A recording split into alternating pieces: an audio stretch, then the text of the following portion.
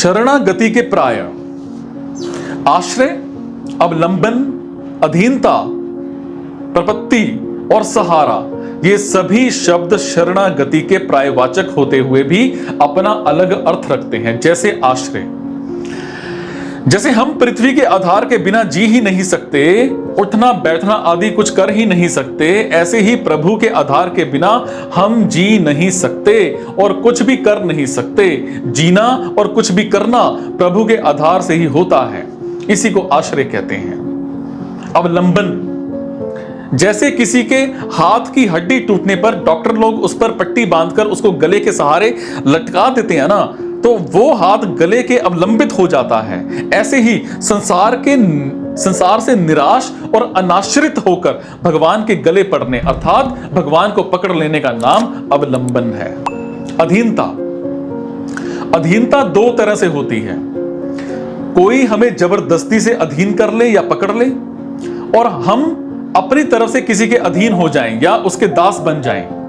ऐसे ही अपना कुछ भी प्रयोजन ना रखकर अर्थात केवल भगवान को संसार ही भगवान को लेकर के अनन्य भाव से सर्वथा भगवान का दास बन जाना और सिर्फ भगवान को ही अपना स्वामी मान लेना अधीनता है।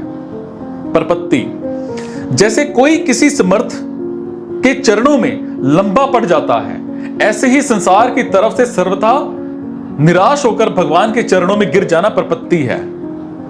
सहारा, जैसे जल में डूबने वाले को किसी वृक्ष, लता, रस्से आदि का आधार मिल जाए, ऐसे ही संसार में बार बार जन्म मरण से डूबने के भय से भगवान का आधार ले लेना सहारा है। इस तरह से ये सभी शब्दों में सिर्फ शरणागति का भाव प्रकट होता है। और शरणागति तब होती है जब भगवान में ही आसक्ति हो और भगवान का ही आश्रय हो, अर्थात भगवान में ही मन लगे और भगवान में ही बुद्धि लगे। अगर मनुष्य मन बुद्धि सहित खुद भगवान के आश्रित हो जाए तो शरणागति के ये सारे के सारे सब के सब भाव उसमें आ जाते हैं। मन और बुद्धि को अपने नाम मानकर ये भगवान की ही हैं, ऐसा दृढ़ता से मान लेने से साधक मत्समना और मदाश्रय हो जाता है। संसारिक वस्तु मात्र प्रतिक्षण प्रलय की तरफ जा रही है और किसी भी वस्तु से अपना नित्य संबंध है ही नहीं, और यह सबका अनुभव है।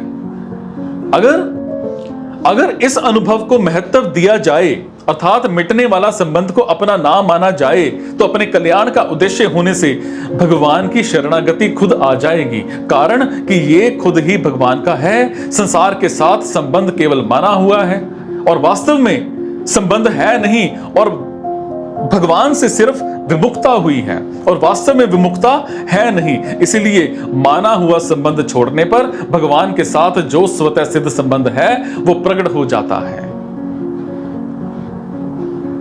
जिसका मन स्वाभाविक ही भगवान की तरफ खिंच गया है, जो सर्वथा भगवान के आश्रित हो गया है और जिसने भगवान के साथ अपने स्वतः सिद्ध नित्य योग को स्वीकार कर लिया है, वो भक्त भगवान के समग्र रूप को जान लेता है। सब कुछ भगवान ही है, ये भगवान का समग्र रूप है।